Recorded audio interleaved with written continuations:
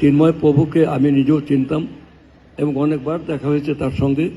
মানে আমরা যখন ওই যে গুলশানে বা বিভিন্ন জায়গায় এরা সবাই থাকতো সেখানে চিন্ময় বোমাচে আসতো। আমি অন্তর্বর্তীকালীন সরকার তাকে গ্রেপ্তার করেছে, মানে তার বিরুদ্ধে মানে এমনি পত্র পত্রিকার খবরকে আমরা বিশ্বাস করি না।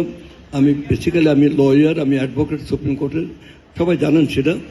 আমরা মানে বিলিভ ইন এভিডেন্স, আমরা এভিডেন্স তার বিরুদ্ধে কী অভিযোগ ছিল যে তাকে এভাবে আটকায় রাখা হবে।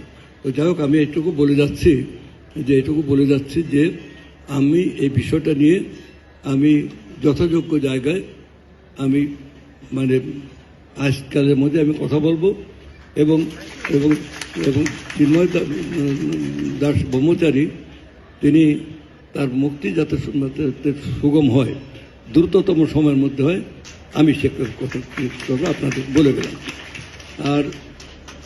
আর এখানে কষ্টের কথা তো প্রথমে বললাম, আপনাদের কষ্ট আমার কষ্ট সেম, এটা কষ্ট ভাগ করে নেব, কষ্টের লাঘব হবে, এটা কোনো চিন্তা করার কারণ নেই। আমাদের সন্তোষ শর্মা মানে অত্যন্ত মানে মানে বুদ্ধিজীবী, হ্যাঁ, এবং সরল সহজ বুদ্ধিজীবী মানুষ। বুদ্ধিজীবী দুই রকম আছে, একটা কূট বুদ্ধিজীবী আর একটা সরল বুদ্ধিজীবী। সন্তোষ সেও এই দাবিটা করেছে।